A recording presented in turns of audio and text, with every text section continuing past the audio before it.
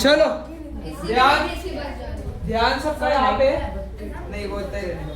ध्यान सबका यहाँ पे तुम्हारे इस साल का ये करिकुलम है। हेलो, जैसा कि मैंने बोला था ये वाला यूनिट जो है पूरा सेपरेटिंग टेक्निक पे बेस्ड है। आयान इधर, ये वाला यूनिट पूरा सेपरेशन टेक्निक पे बेस्ड है। बहुत सारे सेपरेशन मेथड है इस यूनिट में और क्राइटेरियन बी और सी यही सबसे मेन टॉपिक है इसमें। अभी देखो चीजों को सेपरेट करने के लिए बहुत सारे तरीके होते हैं। हम लोगों ने पिछले क्लास में जब बात की थी तो हमने देखा था कि किस तरीके से मिक्सचर्स को सेपरेट करने के लिए बहुत सारे मेथड है। हम लोग हैंड पिकिंग कर सकते हैं, हम लोग सीविंग कर सकते हैं, हम लोग फिल्ट्रेशन कर सकते हैं, सेडिमेंटेशन डिकेंटेशन कर सकते हैं, सेंट्रीफ्यूगेशन कर सकते हैं, क्रोमेटोग्राफी कर सकते हैं, इवेपोरेशन कर सकते हैं, सेपरेटिंग फनल है, डिस्टिलेशन है, फ्रैक्शनल डिस्टिलेशन है। ये जितने नाम मैंने लिए सारे के सारे तुम्हारे सिलेबस में, यानी जब जितने नाम मैं बोल रहा हूँ सब सिलेबस में है। सबके ऊपर क्राइटेरियन बी क्राइटेरियन सी तुम लोग को समझना बहुत ज्यादा ही जरूरी है। अभी हम लोगों को बहुत सारे टॉपिक सीखने हैं, बहुत सारे क्राइटेरियन बी और सी देखने हैं, सारे अपनी जगह पे बहुत ज्यादा इंपॉर्टेंट है। ध्यान देना तुम लोग इस यूनिट में। ये यूनिट साइंस का सबसे अलग यूनिट है। आया मैं बार बार अब नहीं होगा, आर्गुमेंट नहीं मत करो। ओके चलो अब देखो ये हम लोगों का तुम्हारे इस साल का यूनिट है। ये देखो ये लैब सेफ्टी रूल्स होते हैं, ये सब तुमको ना समझने पड़ेंगे। लैब सेफ्टी रूल्स होते हैं कि भाई ऐसे कोई एनिमल को तो टच नहीं करना, सेफ्टी गॉगल जो है वो वेयर करना, लैब कोट वेयर करना, जो तुम्हारा वर्क प्लेस है उसको क्लीन करना, खाना मत, और फिर ग्लव्स भी नेसेसरी है। ये सारे जो होते हैं ना ये बेसिक प्रोटोकॉल्स होते हैं लैब सेफ्टी के। यानी ये सारी चीजें जो है तुम लोग मिस नहीं कर सकते हो। अब तुम लोगों को ये भी समझना पड़ेगा कि क्या क्या चीजें जो है, जैसे कि फॉर एग्जांपल कौन कौन से टूल्स यूज करते हैं। अगर इन्होंने स्लाइड दिया आगे तो ठीक है, वरना हम लोग को वीडियो देखना पड़ेगा। तो देखो हम लोग केमिस्ट्री लैब में ना बहुत सारे टूल्स का यूज करते हैं। अब वो हम लोगों को टूल्स एंड इक्विपमेंट के इसमें देखना है।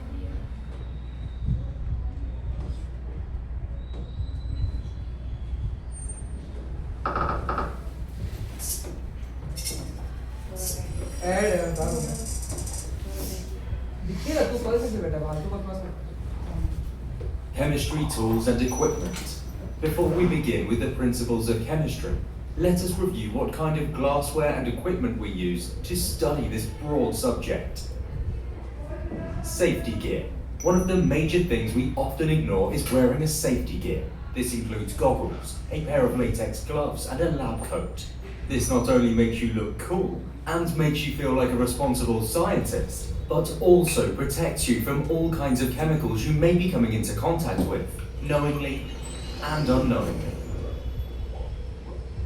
Electronic balance, used for measuring mass of a substance or chemical, usually consists of a pan on which you can place the substance you want to measure. This generates current proportional to the displacement of the pan due to the pull of gravity, which then translates into the displayed reading. The electronic balance is a simple, yet one of the most important equipment that should be present in any laboratory. Ring stand, used as support to clamp laboratory glassware and other equipment in place, so it does not fall down or come apart. Ring clamp, used with a ring stand to hold glassware, such as a beaker or a funnel. Wire gauze, may have a fiberglass or ceramic center, used to support a container, such as a beaker, on a ring stand while it is being heated. Bunsen burner. Be careful not to put flammable materials like cloth or chemicals, like aromatic compounds such as petrol, anywhere near it, or this may erupt a fire. Beaker. A beaker is glass apparatus, used to hold, mix and heat liquids. Beaker tongs. Metallic and looks like a scissors older sibling. Beaker tongs is used to handle beakers. Crucible. A ceramic pot used for holding chemicals during heating at very high temperatures. Clay triangle. A metallic triangle used to support a crucible during heating. Crucible tongs. Used to hold crucibles. Evaporating dish. A wide ceramic dish used to heat liquids for evaporation. Utility clamp. A metallic clamp used to secure glassware to a ring stand. Burette, a long glass graduated tube with a tap around it. A burette is used for dispensing an accurate volume of a liquid and measuring its discharge. Conical flask, also known as the Erlenmeyer flask, is a glassware that has a narrow neck that expands towards its base. It is used to hold and mix chemicals. The small neck is to facilitate mixing without spilling. Test tube, a glass tube with a round base used to hold and mix liquids. Needs a steel rack or a clamp to hold it. Pipette bulb, a round rubber bulb used to draw liquids into a pipe. Forceps, used to pick up or hold small objects. Mortar and pestle, used to crush and grind materials. You may have seen something similar in your kitchen.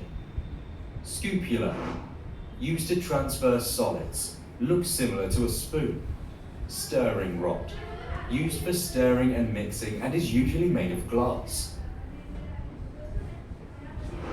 Funnel, it is used to transfer liquids or fine-grained materials into containers with small openings. Also used for filtration. Volumetric flask. A volumetric flask is a round flask with a long neck and a flat bottom. It is used to prepare solutions to an accurate volume. There is a small line on the neck that indicates how far to fill the bottle. They come with special caps to prevent contamination and leaks. Volumetric pipette. This comprises of a graduated glass tube that is used to measure an exact volume of liquid. Be sure to use pipetting aids for precision mixing. Graduated cylinder, used to measure a precise volume of a liquid. Wash bottle, used to rinse pieces of glassware and to add small quantities of water. Do you know where some of these tools originated from? Find out in our video titled A Brief History of Chemistry.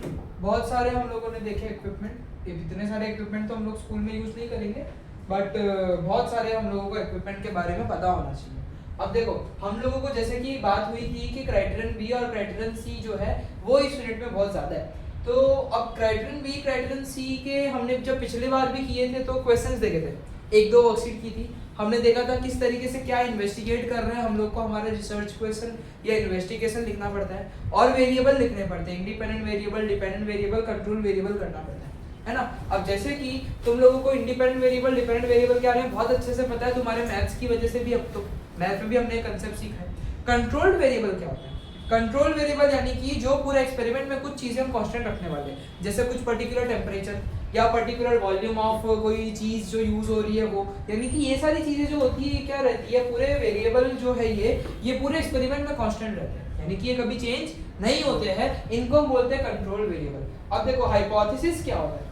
Hypothesis का मतलब होता है हमारी एक prediction कि अगर ऐसा होगा तो फिर ऐसा हो जाएगा, यानी कि हाइपोथेसिस में हमको हमारी एक प्रेडिक्शन लिखनी पड़ती है कि अगर मैं ऐसा ऐसा करूंगा तो ऐसा ऐसा हो जाएगा, और उसका रीजनिंग देना कभी भूलना नहीं है। तो हाइपोथेसिस में साइंटिफिक रीजनिंग देना जो होता है ये तुमको कभी भी भूलना नहीं होता है। ये देखो, ये तुम्हारे वेरिएबल के, जैसे कि यहाँ पे हम लोग देख रहे हैं पनीर बना रहे हैं हम लोग दूध से। तुम लोगों के स्कूल में एक्सपेरिमेंट करवाए हैं, सबको आता है ये। तो हम लोग पनीर बना रहे हैं दूध से, तो यहाँ पे जो पनीर बन रहा है वो दूध पे डिपेंडेंट है कि दूध पनीर पे डिपेंडेंट है? पनीर दूध पे डिपेंडेंट है। तो पनीर जो बन रहा है वो क्या है? डिपेंडेंट वेरिएबल है। और जो मिल्क यूज कर रहा हूँ मैं वो क्या है? इंडिपेंडेंट वेरिएबल है। तो इंडिपेंडेंट वेरिएबल में टाइप ऑफ मिल्क, अब अलग अलग वो cow milk, high fat milk, low fat milk मैंने लिख दिया। ये इसके मैनिपुलेशन समझ लेना तुम लोग। ये जो मैनिपुलेशन है ये समझना बहुत ज्यादा जरूरी है कि मैं जो भी यहाँ पे वेरिएबल ले रहा हूँ, जैसे इंडिपेंडेंट वेरिएबल ले रहा हूँ टाइप ऑफ मिल्क, तो मैं उसको बार बार चेंज करूंगा, यानी कि I will change different type of milk by using कौन कौन से? Cow milk, high fat milk and low fat milk. और 3 डिफरेंट वैल्यू में ऑब्जर्व करूंगा, जिससे मैं देखूंगा कि किस तरीके से कितना प्रोडक्शन ऑफ पनीर हो रहा है। यानी कि I will change my independent variable in order to know the change in the dependent variable. ये इसका कंसेप्ट है मैनिपुलेशन का। समझ पा रहे हो मैं क्या कहना चाह रहा हूँ? कि मैं मेरा इंडिपेंडेंट वेरिएबल चेंज करूंगा, जो भी 3-4 इंक्रीमेंट है वो, और क्यों वह करूंगा? जिससे डिपेंडेंट वेरिएबल में क्या असर पड़ रहा है उसको जानने के लिए करूंगा। तो इसके मैनिपुलेशन में ये लिखा जाता है।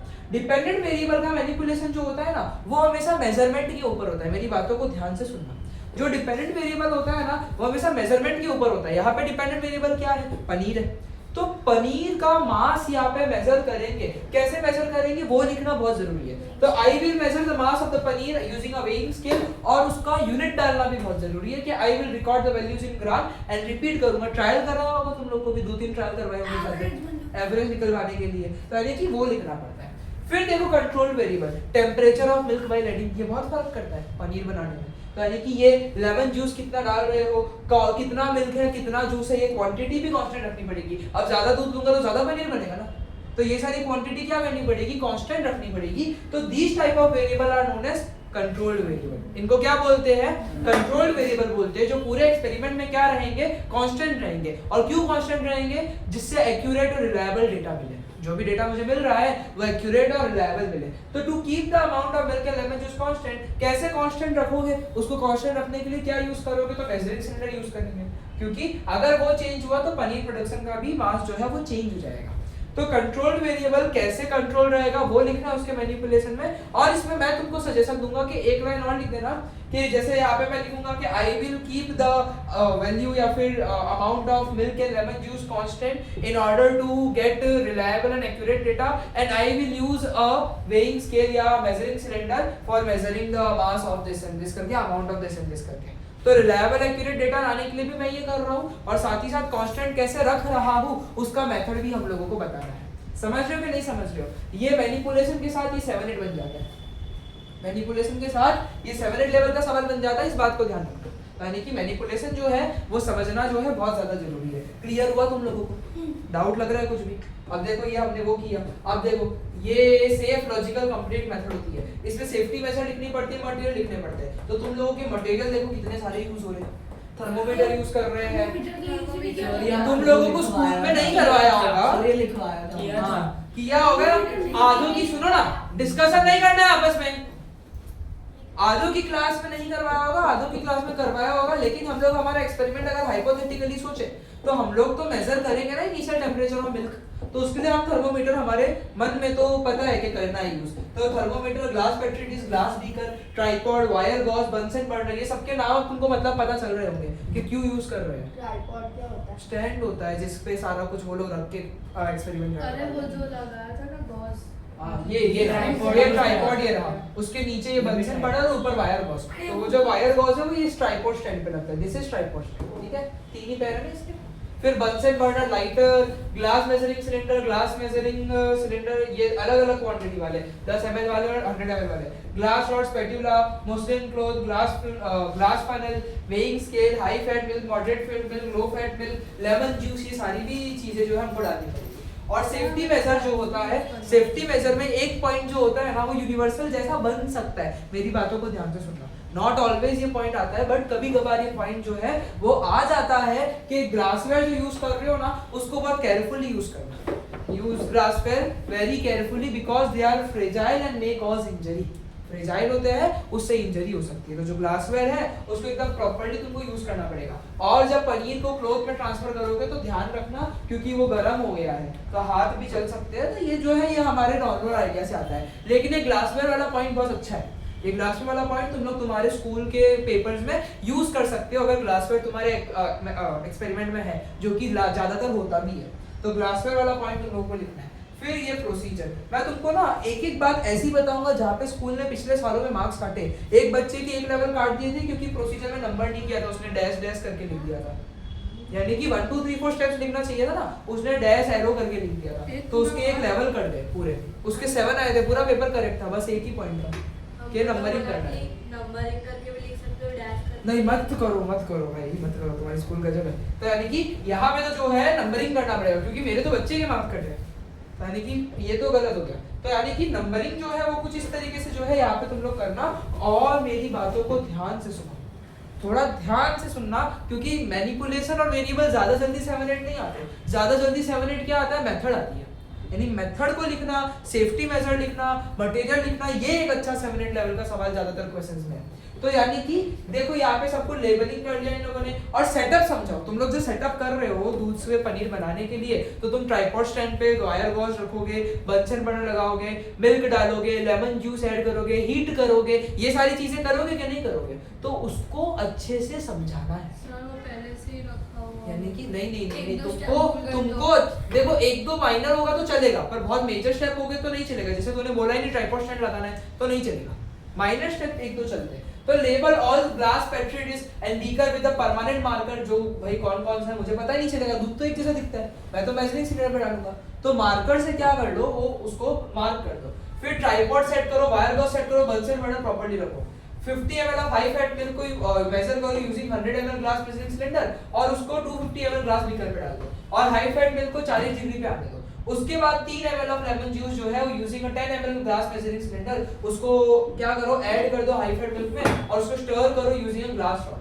फिर बर्नर को ऑफ कर दो, जब क्रम्स दिखने लगे थोड़ा वो फुट फुट फुट फुट दिखने लगे तब और बंद कर दो उसको, और टोंग्स की मदद से इस मिक्सचर को मुस्लिम क्लॉथ में डाल दो with the help of funnel and tripod और keep the beaker beneath the funnel so water content can be collected, or squeeze the muslin cloth to remove extra water content or scrape paneer from the muslin cloth using a spatula. Take the weight of the glass petri dish and transfer paneer to it. Measure the mass of paneer produced and note it down in the observation table. Repeat step from 3 to 11. ये line डालना मत भूलना, repeat करो ये सारे step for other milk samples. लेकिन उस repeat वाले में सेटअप सेट वापस हम नहीं करेंगे, हम लोग रिपीट कर रहे हैं ना, 3 बार कर रहे हैं, या फिर दूसरे भी जो मिल्क सैंपल है जैसे हाई फैट मिलता, काउ मिलता, लो फैट मिलता, उसके साथ हम काम करने वाले वापस से, तो वो steps repeat same to same ही करना है, तो उसको वापस नहीं लिखना है कि पहले काउ मिल्क के साथ किया फिर वापस से सब कुछ लिखा कि भाई हाई फैट मिल्क के साथ करो, नहीं, रिपीट स्टेप डालो। लेकिन रिपीट वाले पॉइंट में सेटअप जो बनाया है ना उसके स्टेप्स नहीं लिखना, मतलब देखो 1 to 11 नहीं लिखा इन लोगों ने, क्या लिखा है इन लोगों ने 3 to 11 लिखा है, क्या लिखा है इन लोगों ने 3 to 11 लिखा है, क्यों? क्योंकि रिपीट में कभी भी वो नहीं आती है, सेटअप वाली चीज वापस नहीं आती है। तो repeat steps from 3 to 11 for remaining milk sample, ये कुछ इस तरीके से यहाँ पे तुम लोगों का मेथड बना। तो तुमको तुम्हारे मेथड में क्या क्या चीजों का ध्यान रखना, नंबरिंग करना सबसे पहले तो, दूसरा स्टार्टिंग में सेटअप समझाना, तीसरा जो भी चीज यूज कर रहे हो do not forget to mention quantity, quantity mention करना कभी मत भूलना कि मिल्क डालो, सिर्फ मिल्क डालो नहीं, कितना मिल्क डालो, 50 ml 40 ml 60 ml जो भी है, और वो जब तुम डाल रहे हो तो उसको मेजर करके डालोगे ना कोई चीज से, तो किसकी मदद से मेजरमेंट हो रही है वो भी लिखना पड़ेगा। जब मिल्क डाला था तो 100 ml मेजरिंग सिलेंडर नाम लिखा, जब लेमन डाला तो वो तो 3 ही ml डाला, तो उसके लिए छोटा वाला मेजरिंग सिलेंडर यानी 3 ml मेजरिंग सिलेंडर। तो यानी कि मेथड जो है वो थोड़ी डिटेल में होनी चाहिए।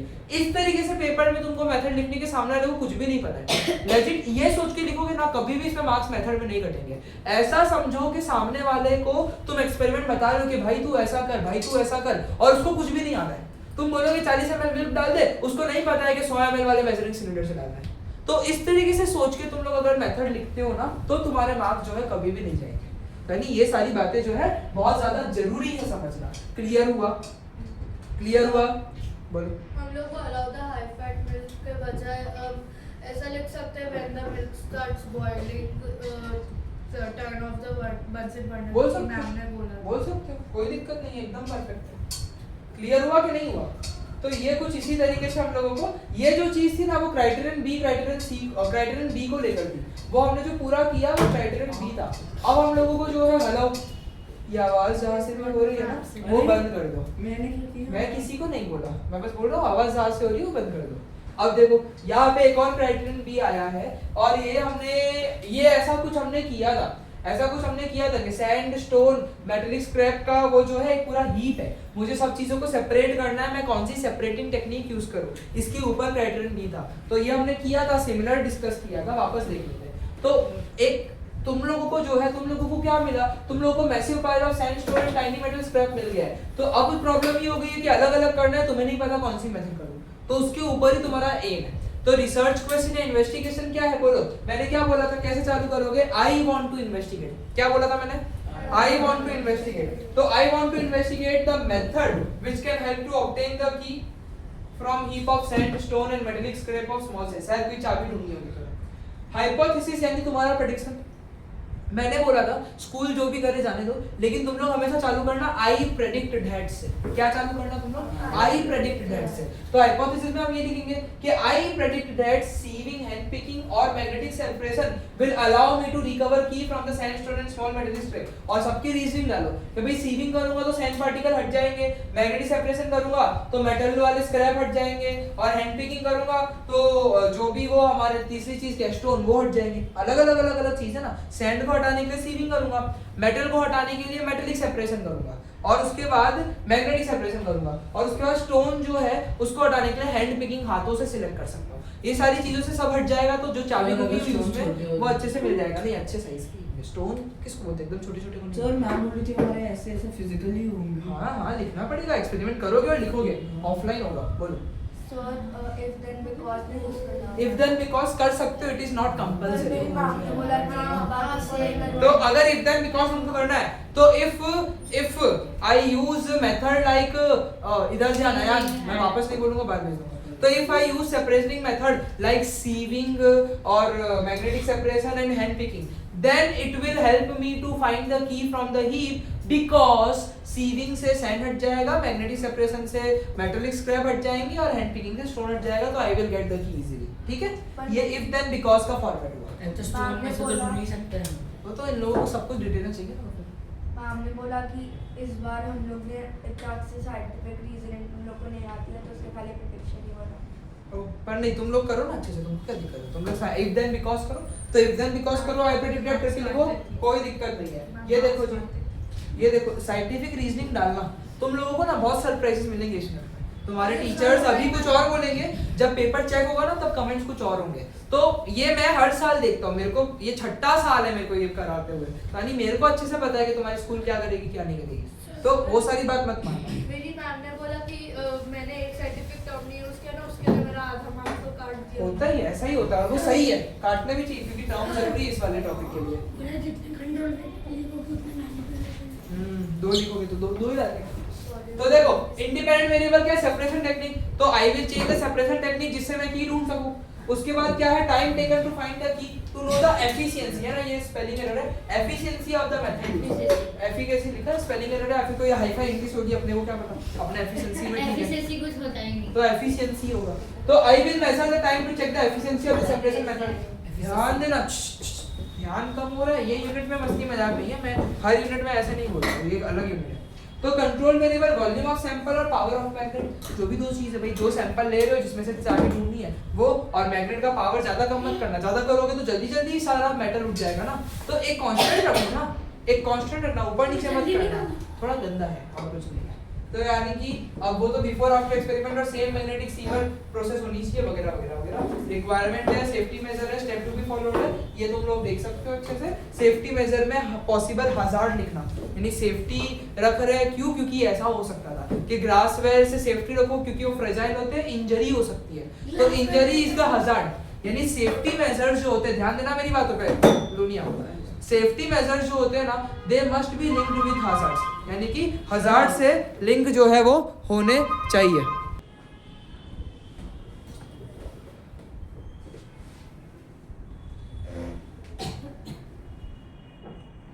क्लियर हुआ ये? तो सेफ्टी मेजर्स जो है वो हजार्ड से लिंक्ड होने चाहिए, ये बात जो है बहुत ज्यादा जरूरी है। ये देखो, ये hand picking, sieving, magnetic separation, इनको समझना बहुत जरूरी है। ये हैंड पिकिंग करके हैंड पिकिंग का एक पूरा बी और सी का वर्कशीट करवाऊंगा, सीविंग करके सीविंग का एक बी और सी का वर्कशीट करवाऊंगा, अभी सब निकाल के रखा है मैंने, तो ध्यान देना। ये पहले हाँ अभी मतलब डिस्कस कराऊंगा ऐसा। तो हैंड पिकिंग का फटाफट समझ लो कंसेप्ट क्या है, फिर अपने पे डिस्कस करते हैं।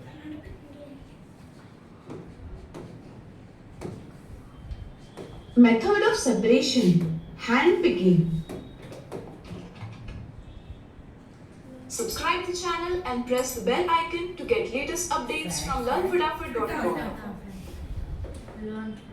In this lesson, we will learn one of the methods used for separation of substances from mixtures. It is hand picking. Watch ad-free and complete syllabus on Learn Fitafit Android app. Download the app now.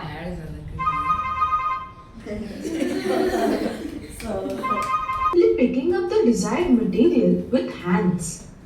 Often, food grains contain other materials such as pieces of dirt, stones, husk, etc. These are separated from food grain simply by hand picking. This method is suitable when the size of impurity is sufficiently large to be picked up by hands. Thus, we can separate meal from soil, same type of coins from mixture of coins, a type of fruit from mixture of fruits, provided that the amount of substance that we separate is not much. For example, if there are too many mud particles in food grain, then this method is not suitable. If you like the video, subscribe to Learn Fitafit and press the bell icon to get latest updates from learnfitafit.com. उसमें magnet वाला भी था। हाँ अभी hand picking हुआ ना, अब देखो अब ये हैंड पिकिंग के ऊपर ना अपने को एक वर्कशीट करनी है, हमारे को करनी है। अरे मतलब डिस्कस कर रहे हैं, देखो ये hand picking.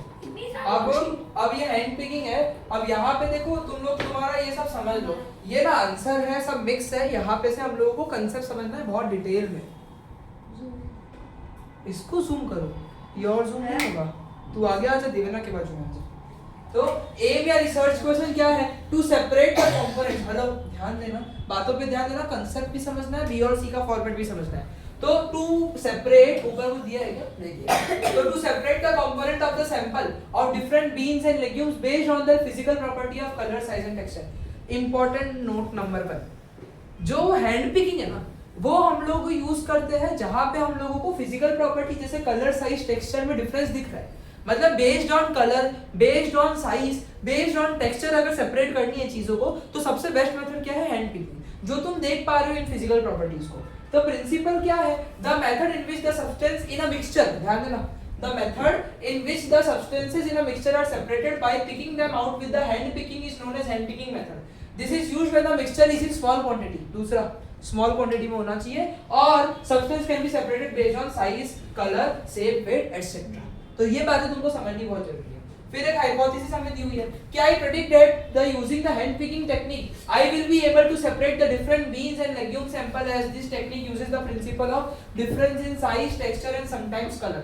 And reason, a mixture of particle of various sizes is sieved by passing it through sieve और screen, है ना। देखो सीविंग की भी बात इन लोगों ने यहाँ पे की है कि अगर तुमको साइज के हिसाब से करना है तो तुम सीविंग भी कर सकते हो। अगर तुम सीव या स्क्रीन यानी वो जो स्क्रीन है उससे पास करोगे तो वहां पे लार्जर पार्टिकल ऊपर रह जाएंगे और छोटे पार्टिकल जो है वो क्या हो जाएंगे? नीचे चले जाएंगे। ऐसा कुछ है, थोड़ा स्कूल का वर्क शेड्यूल थोड़ा इधर उधर चल रहा है।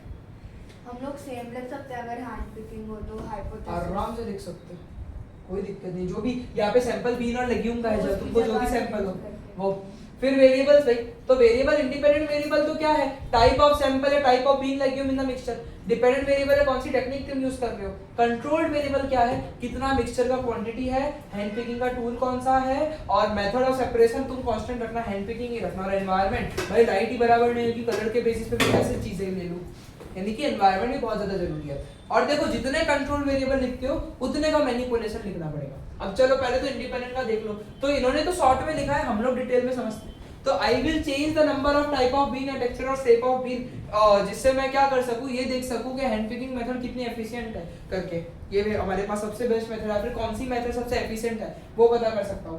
और डिपेंडेंट वेरिएबल टेक्निक बोल रहे हैं तो क्वांटिटी ऑफ सेपरेटेड कंपोनेंट, कितना सेपरेट हुआ है एंड कितना जल्दी हुआ है, वो भी हमारे लिए जरूरी है। और कंट्रोल वेरिएबल में ये सारी चीजें वो तो मेरे हिसाब से ठीक है। अब देखो ये safe logical complete method, wheat, green मंग है, ब्लैक मंग है, राजमा चिकपीस है, 4 पेट्री डिश है, फोर्सेप्स है, ग्लास बीकर्स है वगैरह वगैरह। तो ट्वीजर और हैंड पिकिंग टूल को ध्यान से रखना, इंजरी ना हो। हाथ को वॉश करना आफ्टर हैंडलिंग द मिक्सचर और handle all the glassware with care as all the glassware are fragile and can cause injury. Procedure क्या है? सैंपल को पेट्री डिश में डालो, ट्वीजर या हैंड पिकिंग टूल से अपने कंपोनेंट को अलग कर लो और सारे सेपरेटेड मूंग जो है, ग्रीन मूंग, ब्लैक मूंग, चिकपीस, राजमा बीट सबको अलग-अलग कलेक्ट कर लो और इसको प्रोसेस को रिपीट करो जब तक सारी चीजें सेपरेट ना हो जाए। यानी कि एक शॉर्ट क्राइटेरियन भी ये था और इतना कोई दिमाग नहीं था। मेन हमें हैंड पिकिंग का कांसेप्ट सीखना था, वो समझ में आ गया।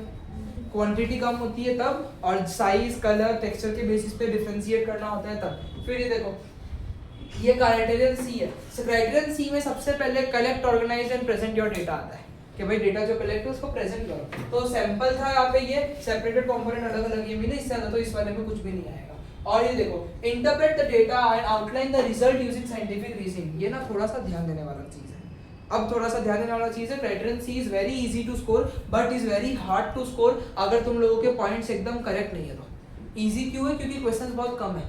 और हार्ड क्यों है? बहुत स्पेसिफिक पॉइंट चाहिए। तो अगर देखो जैसे कि हमारे पास जो एफए आने वाला है वो भी कोई सेपरेशन टेक्निक पे ही आने वाला है, तो अगर हैंड पिकिंग पे आया तो बहुत सारी चीजें तुमको यहाँ से सीखने मिलेगी। क्या कि from the above data it can be interpreted that using hand picking technique of separation I could separate 5 different mixture from the heterogeneous mixture due to difference in the size and shape of component in the given sample. I was able to separate chickpeas, rajma, wheat based on shape and size and green and black moong based on colour differences. तो hand picking ने इस तरीके से आपको मदद किया। तो scientific reasoning बताइए तुमको तुम्हारे पूरे डिफरेंस कैसे सेपरेट किया उसके पीछे। फिर वैलिडिटी ऑफ हाइपोथेसिस। हाइपोथेसिस थी कि हैंड पिकिंग मेथड बेस्ट होगी और हैंड पिकिंग से ही सेपरेट हुआ तो हाइपोथेसिस क्या निकली, वैलिड निकली। मेरी बातों को ध्यान से सुनना, मेरी का ध्यान है ना। हैंड जो हाइपोथेसिस होती है इट इज वैलिड या तो इनवैलिड। यहाँ पे हाइपोथेसिस में पार्शियली वैलिड जैसा कुछ भी नहीं होता है, but method can be valid, invalid and partially valid. ठीक है, तो जो हाइपोथेसिस होती है या तो वैलिड है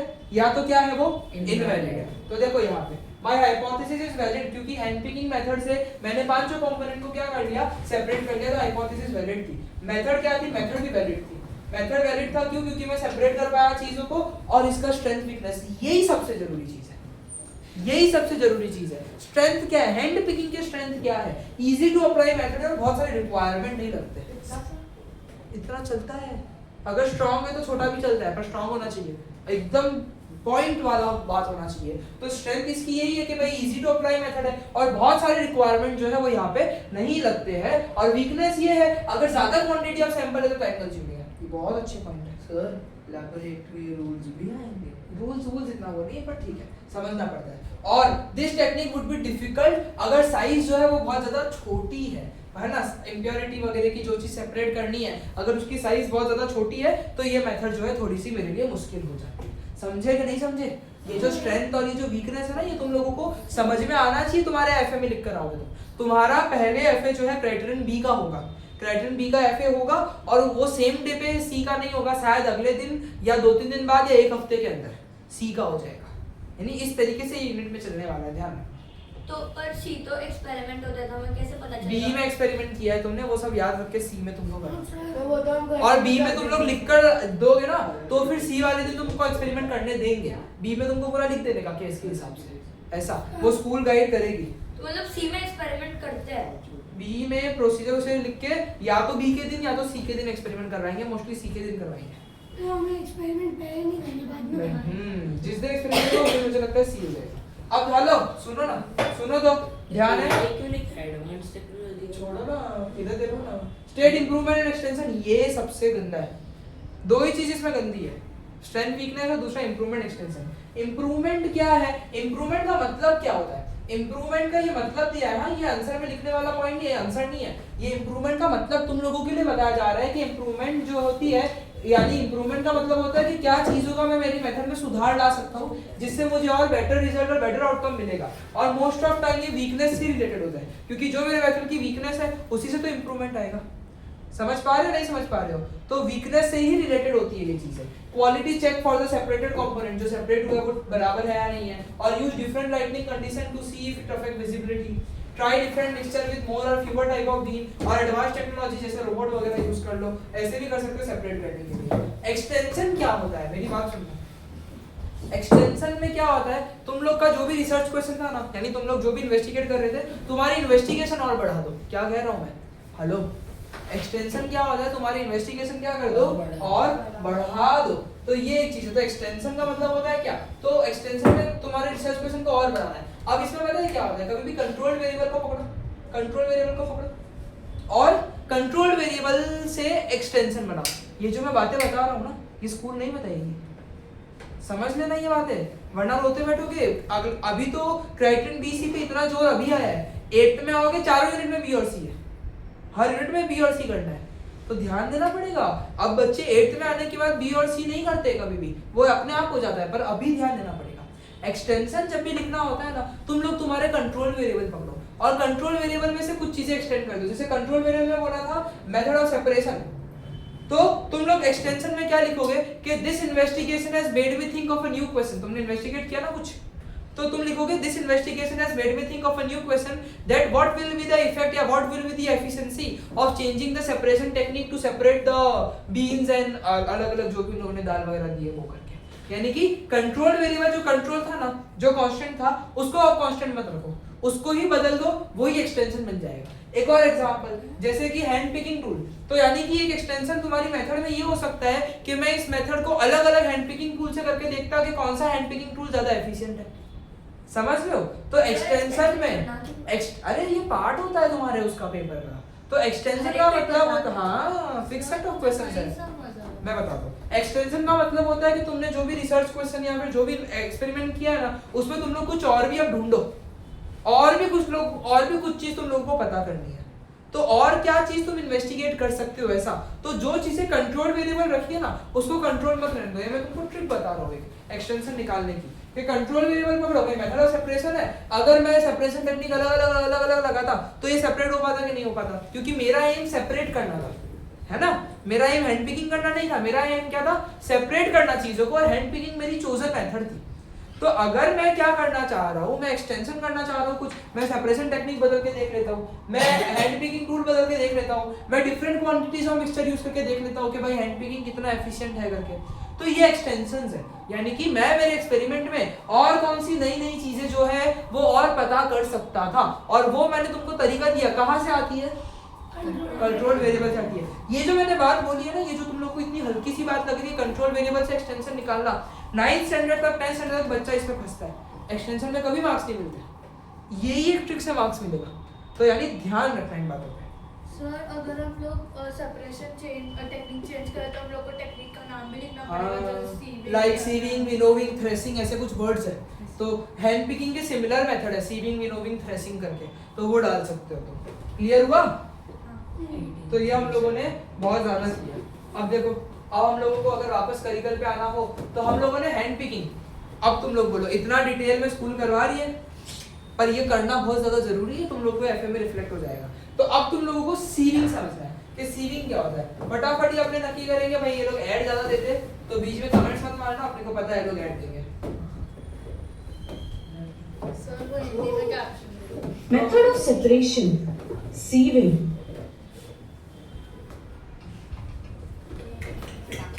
This method is useful when there is difference in size of particles in the mixture. Using a sieve, it is possible to separate smaller particles from bigger particles. A sieve is basically a tool which consists of mesh of wires forming even openings throughout the area. Different sieves have different sizes of openings. The particles having smaller size than the sieve openings pass through the mesh, while the bigger particles remains on the mesh. Thus, the particles of different sizes get separated. Farmers use sieve for separating food grains from the tiny mud particles. At construction site, it is used to separate fine sand from coarse sand containing stones and pebbles. Here we complete this topic. Visit learnfatafat.com. Sieving में mainly समझ गए ना, size के हिसाब से हम लोग वो सीव या छन्नी बोलते हैं हम लोग उसको हिंदी में, तो उसको यूज कर सकते हैं। जो छोटे साइज के पार्टिकल है वो नीचे आ जाएंगे, जो बड़े साइज के पार्टिकल है वो ऊपर आ जाएंगे। तो लो जी, सीविंग के ऊपर भी वैसे ही सेम टू सेम वर्कशीट, बहुत कुछ सीखने मिल रहा है, ध्यान रखना। अब देखो तो सर मतलब बी और सी में वही सेम वर्कशीट होती है फॉर्मेट वाइज, खाली मेथड मैं अब बस अंदर का कांसेप्ट चेंज होता है, क्वेश्चन सेम रहते हैं, एकदम सेम रहते हैं। देखो जी, एम या रिसर्च क्वेश्चन क्या है, to separate the component using an efficient technique. हमारा एम यही है कि हमको कोई एफिशिएंट टेक्निक लगानी है, वो सैंपल को देखकर वो जो है पता करना पड़ता है। तो to separate the component using an efficient technique for removing clumps and husk particle from the wheat flour sample. तो क्लम्प्स, हस्क पार्टिकल इसको निकालना है। अभी हमने देखा ये काम किसका होता है, फार्मर्स का। जो देखोगे वो याद रखोगे तो ही आएगा। ये सारा काम किसका होता है, फार्मर्स का। और फार्मर्स कौन सा मेथड यूज करते हैं, सीविंग। तो इसमें भी क्या यूज करना चाहिए, सीविंग करना चाहिए, तो वो हस्क और वो निकल जाएगा। जो मतलब बिल्डिंग बनाते तो कोई तो मिट्टी होती है उसमें सीमेंट वगैरह का, हाँ वो पर अलग है, वो तो एक अलग प्रोसेस है। तो देखो प्रिंसिपल, अब मिक्सचर ऑफ पार्टिकल, क्यों सीविंग लूंगा मैं, उसका principle, mixture of particle of various sizes is sieved by passing it through a sieve और अ स्क्रीन। ये हम लोग लिखते हैं। हां ना, ये तुम्हारे अंडरस्टैंडिंग के लिए लिखते नहीं आपको। और the सीव retains the larger particle. Retains the larger particle का मतलब वो जो सीव है उसके ऊपर लार्जर पार्टिकल्स रह जाते हैं, while allowing the smaller ones to pass through the pore. यानी कि जो छोटे पार्टिकल्स होंगे वो पोर से नीचे निकल जाएंगे और जो बड़े पार्टिकल्स होंगे वो सीव पे ऊपर रह जाएंगे। अब देखो हाइपोथेसिस में हमने क्या प्रेडिक्ट किया, I predict that using the sieving technique I will be able to separate the clumps and husk particle from the given wheat flour sample due to difference in the size of the particle of the component. समझ रहे हो कि नहीं समझ रहे हो? Size में difference होने के कारण सीविंग इज द बेस्ट, क्योंकि जब मैं इसको पास करूंगा सीव या स्क्रीन से तो बड़े पार्टिकल ऊपर रह जाएंगे, छोटे पार्टिकल नीचे रह जाएंगे। दिस इज रीजनिंग, और यहाँ पे तुमको लिखना पड़ेगा ये वेरिएबल, यहाँ पे तुमको रीजनिंग के फॉर्म में लिखना पड़ेगा। अब वेरिएबल्स तो वापस से इंडिपेंडेंट वेरिएबल तो वो हमारा सैंपल है, और डिपेंडेंट वेरिएबल हमने कौन सी मेथड यूज की है वो है, या फिर कितना अमाउंट ऑफ कंपोनेंट सेपरेट हुआ वो है। और कंट्रोल वेरिएबल देख लो, ड्यूरेशन ऑफ सीविंग, किस तरीके से कितनी देर तक तुम लोग ऐसे ऐसे करके सीव कर रहे हो। और सेकिंग इंटेंसिटी, यानी सीव में आराम से भी कर सकता हूँ, सीव में आराम से भी कर सकता हूँ, या बहुत तेजी में भी कर सकता हूँ, तो उस पे भी डिपेंड करता है।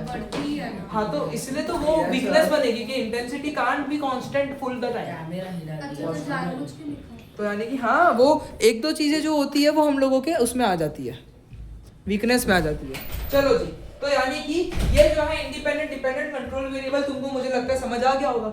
डाउट लग रहा है इसमें कुछ? इंडिपेंडेंट वेरिएबल जो है type of sample wheat flour और वो, तो मैं सीव का मैश साइज को चेंज करूंगा, यानी वो जो सीव्स के में जो होल्स होते हैं ना, जो पोर्स होते हैं उसके साइज को चेंज करूंगा, जिससे मैं पता कर सकूं कि कितना अलग अलग साइज के पार्टिकल कितने अच्छे से सेपरेट हो रहे हैं। कंट्रोल वाले में समझाओ ना फिर से, तो मैनिपुलेशन समझा दो। पहले इंडिपेंडेंट क्लियर हुआ, अब डिपेंडेंट में अमाउंट ऑफ कंपोनेंट सेपरेटेड, यानी कि अच्छे से सेपरेट हुआ या नहीं हुआ, कितना परसेंटेज या कितना हद तक वो जो हस्क और वो जो क्लम्स है वो रिमूव हो गए, वही मुझे बताएगा कि मेरा मेथड कितना एफिशिएंट था या नहीं था। सबसे इंपॉर्टेंट है कंट्रोल वेरिएबल के manipulation, amount of lead flow use. तो यानी कि अलग अलग सैंपल के मास रखने से कोई मतलब नहीं है ना, इनिशियली जो वीट यूज कर रहा हूँ वो मेरे पास सेम होना चाहिए, तभी तो मैं पता कर सकता हूँ कि मेरी मेथड एफिशिएंट है या नहीं है। 3-4 बार करके देख लेता हूँ भाई जल्दी हो रहा है नहीं हो रहा है करके, तो एक वो हुआ। फिर ड्यूरेशन ऑफ सीविंग, कितने टाइम तक सीविंग कर रहे हो तुम, और सेविंग इंटेंसिटी, यानी कभी तेज करो या कभी फास्ट करो या स्लो करो, तो वो कांस्टेंट रखना। इनके मैनिपुलेशन यहाँ पे जो लिखे वो सही तरीके से नहीं लिखे। तुम लोग कैसे लिखोगे कि I will keep the amount of wheat flour sample used constant in order to get accurate and reliable data, और changing the amount of wheat will hamper the result करके, और duration of sieving will be fixed at 5 minutes या 2 minutes या 3 minutes ऐसे लिख देना, और सेकिंग intensity will be moderate या slow या fast, तो जल्दी से लिखना नहीं, तो moderate या slow shaking intensity will be used, fast नहीं करेगा, वो बहुत ज्यादा तेजी में हर एक जगह पे हो नहीं पाता है, उड़ भी जाएगा, तो पर स्लो मॉडरेट रखो ज्यादा बेटर होता है। तो ये हुआ, क्लियर हुआ कि नहीं हुआ? ये जो वर्कशीट में लूपहोल्स बता रहा हूँ ध्यान रखना, ये वर्कशीट तुमको मॉडिफाई होके नहीं मिलेगी, यही वर्कशीट मिलेगी, तो जो लूपहोल्स बता रहा हूँ उस पे ध्यान रखना, तो तुम लोगों को कंफ्यूजन नहीं होगा आगे जाके। फिर देखो रिक्वायरमेंट क्या है, wheat flour sample, sieve, petri dish, A4 size paper, क्योंकि वो सीव जब करोगे तो वो जो स्मॉलर इंप्योरिटीज है नीचे ही कलेक्ट होगा ना, तो नीचे पेपर रख दो मेरे हिसाब से तो। और सबसे जरूरी, अगर सीविंग आती है, अगर सीविंग का क्राइटेरियन भी आता है, तो सबसे मेन सेफ्टी मेजर है कि fan should be turned of.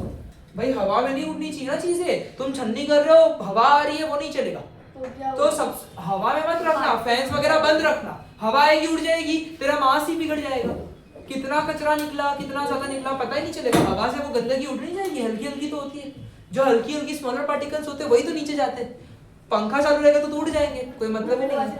हाँ, तो सबसे इंपॉर्टेंट ये है, ध्यान देना भाई, सीविंग में ही सबसे ज्यादा जरूरी है ये कि सीविंग में फैन जो है बंद रहने चाहिए। और देखो वापस से पॉइंट आया ना, हैंडल और ग्लासवेयर विद केयर, बोल भाई, तो हैंडल और ग्लासवेयर विद केयर, और ग्लासवेयर इज फ्रेजाइल और इससे इंजरी भी हो सकती है। क्लियर हुआ कि नहीं हुआ इतना? ये बहुत जरूरी पॉइंटर्स है। बोल सर कांस्टेंट वेरिएबल में एटमॉस्फेयर भी आ सकता है ना, कि हम लोग हाँ कंट्रोल वेरिएबल में रखना आ सकता है। बोल ये लोग भी डाउन नहीं हुए, हाँ ये लोग इतने हद तक सही उसमें है। नहीं 1 2 3 4 में हाँ गलत है, गलत है, प्रोसीजर नंबरिंग होनी चाहिए थी, गलत है इनका। एक लेवल का हाँ हमने एमएस की एक लेवल काट दिया। चलो ध्यान आया नहीं है? हेलो, ये एक्सप्लेनेशन में अगर ध्यान कम दोगे ना, तुम लोग हमेशा, मेरी बात सुनो, तुम लोग हमेशा साइंस में कैसे मार्क्स लाए हो? एक्सप्लेनेशन में ध्यान देके। साइंस के क्या बहुत ज्यादा स्लॉट होते हैं क्या? कभी पूरे साल में बहुत ज्यादा स्लॉट लिए साइंस के? नहीं, लेकिन मार्क्स कभी भी कम आए हैं? हमेशा ज्यादा आए हैं ना। किससे आए हैं? तो एक्सप्लेनेशन ही चल रहा है, तो ध्यान देना पड़ेगा तेज। मेरी वजह से तो आए, वो तो सारे मेरी वजह से, पर ध्यान दोगे तो ही होगा ना, ध्यान दोगे तो ही होगा ना। ये हिल क्यों रहा है? अरे मेरे से अड़ गया। तो ध्यान देना एकदम अच्छे से। तो set up the sieving apparatus by placing a a sieve over an A4 size paper, ध्यान दे दुनिया।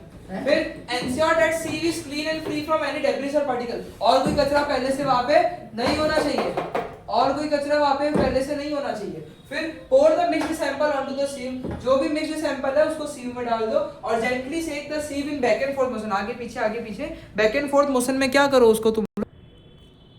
तो हमने भाई देखा कि भाई सीव को शेक करो बैक एंड फोर्थ मोशन में, जिससे जो वीट है वीट फ्लोर पास हो जाएगा और बाकी जो क्लम्प हस्क पार्टिकल है वो ऊपर ही रह जाएंगे। और यूज अ ब्रश और spatula to carefully remove any remaining clump and husk particle from the surface और continue shaking the sieve till until no more wheat flour passes through it. तब तक शेक करो जब तक और वीट जो है पास नहीं होता, नहीं सारा का सारा वीट निकल जाए। और carefully transfer the separated wheat floor collected on A4 paper into a clean glass beaker and place the remove impurities into another glass beaker. तो ये सेपरेट हो गया, क्या हो गया, ये सेपरेट हो गया, जो वीट था वो सेपरेट हो गया, जो इंप्योरिटीज थी वो सेपरेट हो गई। तो this is called separation techniques. समझे या नहीं समझे? ये उसका क्राइटेरियन बी समझा, और क्राइटेरियन बी से भी ज्यादा जरूरी अब आएगा क्राइटेरियन सी, यानी कि ये देखो वीट फ्लोर और सेपरेटेड कंपोनेंट मैंने ये लिख दिया, क्लम्प क्लीन वीट फ्लोर और हस्क पार्टिकल। अब देखो ये सवाल तो मेरे को इतने ज्यादा पसंद है, क्या बताऊं, कि भाई इंटरप्रेट द डेटा और outline the result using scientific reasoning. Outline the results, तो रिजल्ट्स को समझाना पड़ेगा तुम लोगों को। तो देखो from the above data it can be interpreted that using the sieving technique of separation. Sieving technique से क्या हो रहा है, I could separate clump and husk particle from the heterogeneous mixture of wheat flour and with the clumps and husk due to difference in the size of the component of the given sample. कि भाई मैंने sieving method use किया, इसलिए मैं जो वो clump है वो जो हस्क है उसको मैंने सेपरेट कर लिया, किससे, व्हीट फ्लोर से, गिवन सैंपल में से। वैलिडिटी ऑफ हाइपोथेसिस, तो मैंने तो यही प्रेडिक्ट किया था कि सीविंग मेरे लिए बेटर रहेगा, और मेरे लिए बेटर रहा क्योंकि सेपरेट हो गया। तो यानी कि my hypothesis is valid because, देखो स्टेट बोलते तो वैलिड इनवैलिड लिख के खत्म कर देना, आउटलाइन बोलते तो रीजनिंग दे देना। क्यों? Because the sieving technique, because using the sieving technique I was able to separate clump and husk particle from the wheat flour using the concept of difference in the size. तुम लोग थोड़ा बड़ा चला गए state हो तो सबसे क्या करें? स्टेट हो तो direct the method is valid, the hypothesis is valid या इनवैलिड डायरेक्ट। पर आउटलाइन हो तो रीजनिंग, नहीं my hypothesis is valid, my hypothesis is valid. Sir अगर इनवैलिड हुआ तो फिर लेवल्स कटे थे? नहीं, अभी इनवैलिड कटेंगे। नहीं कटेंगे। हाइपोथेसिस कैन बी करेक्ट और इट कैन बी नहीं, इनकरेक्ट। हमें बोला है। रीजनिंग का लोचा मत करना, रीजनिंग का लोचे पे मार्क्स कटते, सबसे ज्यादा रीजनिंग के लोचे पे। मतलब अगर इनवैलिड है तो बताना पड़ेगा कौन invalid भाई है। उनने मैम ने बोला कि हाइपोथेसिस गलत होएगा तो चलेगा। पर रीजनिंग वो तेरे गलत वाले कांसेप्ट के हिसाब से होनी चाहिए, पर तूने वो ऑब्जर्व नहीं किया इसलिए इनवैलिड था, ये चलता है। बट तुम लोग को तो वैलिडिटी पे जाना है, सही लिख कर आना। अब देखो outline the validity of the method, तो माय मेथड वाज वैलिड क्यों थी because I was able to separate the component. ये लाइन लिखनी बहुत जरूरी है, रट्टा मार ले स्टूडेंट के लिए कि my method was valid because I was able to separate the component. My method was valid because I was able to separate the component of the wheat flour sample by the procedure given above. Straight can easy to same to something है, easy to use method है, और बहुत सारे जो है बहुत सारे requirement जो है यहाँ पे जो चीजें उसकी जरूरत नहीं है। और वीकनेस क्यों है, टाइम कंज्यूमिंग है, अगर ज्यादा क्वांटिटी है तो कितना तुम लोग सीविंग करोगे। और हस्क पार्टिकल का साइज जो है और व्हीट फ्लोर का जो साइज है ना वो ऑलमोस्ट सिमिलर है, तो ऐसा हो सकता है कि व्हीट फ्लोर के साइज के साथ साथ नीचे नीचे में हस्क पार्टिकल के साइज भी चले जाए। तो अगर सिमिलर साइज है तो वहां पे सीविंग जो होती है वो इनइफेक्टिव हो जाती है, ये तुम लोगों को समझना है। और इंटेंसिटी, तो स्ट्रेंथ भी हो गया, वीकनेस भी हो गया। इंप्रूवमेंट इसका वही है कि भाई क्वालिटी चेक, ये देखो ये इंप्रूवमेंट में क्वालिटी चेक बहुत कर रहे हैं कि तुमने जो भी चीजें सेपरेट की है, सेपरेशन टेक्निक में क्वालिटी मेंटेन रहनी चाहिए, क्वालिटी वहां पे डिटोरिएट नहीं होनी चाहिए। तो जो भी चीजें सेपरेट हुई है ना वो क्या अभी भी उतनी क्वालिटी होल्ड रखते हैं या नहीं रखते हैं, वो हमको समझना पड़ेगा। तो quality check is very important कि जो सेपरेटेड चीजें हैं उनकी क्वालिटी मेंटेन है या नहीं है। तो ये इंप्रूवमेंट में क्वालिटी चेक्स डालो। हमने अभी तक किसी मेथड में क्वालिटी चेक का पॉइंट नहीं डाला कि भाई सेपरेट करने के बाद क्वालिटी चेक करो करके। तो it can be written in improvement कि क्वालिटी चेक मेथड जो होते हैं वो तो यूज करो, और अगर बड़े बड़े सैंपल है तो मैकेनिकल सीव आता है वो यूज कर सकते हो। तो ये इंप्रूवमेंट तुमको काइंड ऑफ थोड़ा बहुत तो याद भी हो जाता है करते हुए। एक्सटेंशन देखो मैंने क्या बोला था, वापस से क्या बोला था मैंने, कंट्रोल वेरिएबल पे आओ। सैंपल की बात की थी, ड्यूरेशन ऑफ सीविंग किया था, सेविंग किया था, पढ़ो जरा।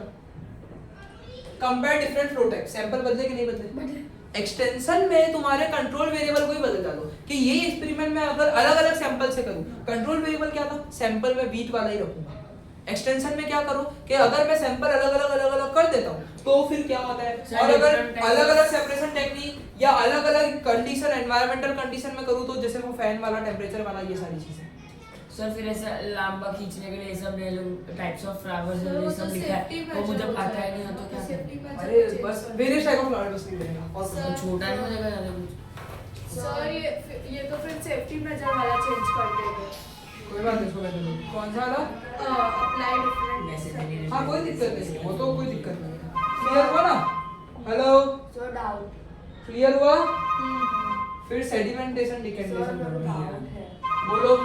मैं ऐसा लिख सकती हूँ कि कोई और लेस टाइम कंज्यूमिंग वे है क्या जिससे मैं सेपरेट कर सकूँ? तेरे सैंपल पे डिपेंड करता है। सैंपल अगर अपना ऐसा है कि भाई जो सीलिंग मांग रहा है तो वो सीलिंग ही मांग रहा है, तो कोई और भी तो टेक्निक होगी ना। पर्टिकुलर सैंपल की पर्टिकुलर टेक्निक होती है। जैसे इसको तो हैंड पिकिंग तो कर ही नहीं सकती है, मैग्नेटिक सेपरेशन नहीं कर सकती है ऐसा। चलो जी, मैग्नेट ये तो हमने देख लिया। मैग्नेटिक सेपरेशन के ऊपर मेरे पास वर्कशीट नहीं है, बट मैग्नेटिक सेपरेशन का कांसेप्ट समझना बहुत वो ज्यादा तो जरूरी है, हमें करा रहे Easy हैं वाला समझ तो आ रहा है ना? मैग्नेट्स के हिसाब से हो जाता है। हमारे को वो भी पढ़ा है। अरे इसके बारे में Magnetic separation. ध्यान देना। In the magnetic separation method, mixture of iron and sulfur is taken in a beaker and it is dropped from the top to the funnel and then it is passed over a magnetic roller. On passing through this roller, the iron particles get separated from the sulfur particles and they are collected on passing through the roller into two beakers. First of all, the magnetically inactive sulfur particles fall down from the roller and get collected in a beaker, while the magnetically attracted iron particles fall later and get collected in another beaker. In this manner, magnetic separation method helps in separating magnetic substances from non-magnetic substances. समझे? इसको use करते हैं magnetic substance को non magnetic substance से separate करने के लिए, कि अगर भाई अपने सैंपल में कुछ मैग्नेटिक चीजें आ गई, लोखंड का, आयरन का कोई ऐसा चीज आ गया है, तो उसको सेपरेट करने के लिए हम इनको जो है अरे use हमारे करते स्कूल हैं। में तो मैग्नेट दे दिया था एक। हाँ, उससे भी कर सकते हैं। ये देखो, तो ये कुछ इस तरीके से यहाँ पे चल रहा है। मुझे लगता है सारी बातें तुम लोगों को क्लियर है, और I think hand picking, sieving, magnetic separation अब ये सुपर क्लियर हो गया है। कब कौन सा यूज करना है, क्या कहानी है, वो भी हम लोगों को, मेरे को लगता है, पता चल गया है। सर ऐसा हो सकता है कि ऐसे में एक चीज में तीनों को यूज करना हो सकता है। जैसे अभी एक हाँ, वो सैंड स्टोन वाला ना, हो सकता है। बट वो तो बहुत ही सीधा से तो ऐसे ही कर देते हैं still- वैसे क्वेश्चन आएंगे। हाँ जी, तो ये देखो, अब तुम लोगों का सेडिमेंटेशन, डिकेंटेशन ये समझना बहुत जरूरी है। हमने पिछले क्लास में किया था, अगर तुम लोगों को याद हो तो एक बीकर को ऐसे ही रख दिया था मैंने, और जो भी वो इम्प्योरिटी थी वो नीचे सेटल हो गई थी, और ऊपर से लिक्विड को मैंने क्या कर दिया था, अलग कर दिया था, याद है? तो एक बीकर में जिसमें गंदगी है, उस बीकर को ऐसे ही रख दो। रिसा ध्यान है कि नहीं है? उस बीकर को ऐसे ही रख दो, तो जो भी इम्प्योरिटीज है नीचे सेटल हो जाएगी। This settling down of impurities on the bottom of the vessel is known as sedimentation. और अब जो ऊपर का क्लियर लिक्विड है उसको दूसरे उसमें पोर कर दो, तो this is known as decantation. अगर ये बात विजुअलाइज करना है तुम लोगों को, तो हम ये देखेंगे, उसके बाद उसकी वर्कशीट करेंगे।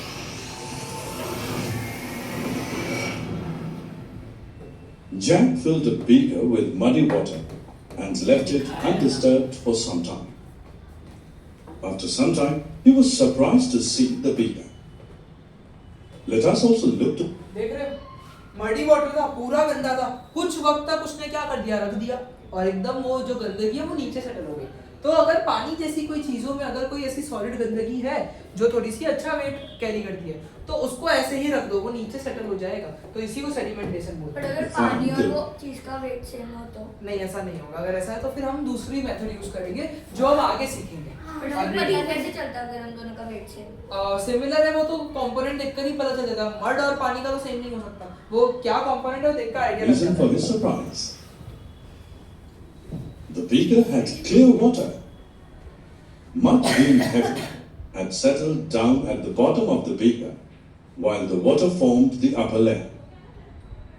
This process of deposition of mud at the bottom of beaker is called sedimentation, and the layer of mud is called the sediment. Jack separated the upper layer of water from the mixture by gently pouring the clear water into another beaker without disturbing the sediment. This process of separation of a liquid from the sediment is called decantation. Similarly, there are other separation methods too. Let us discover them in this module.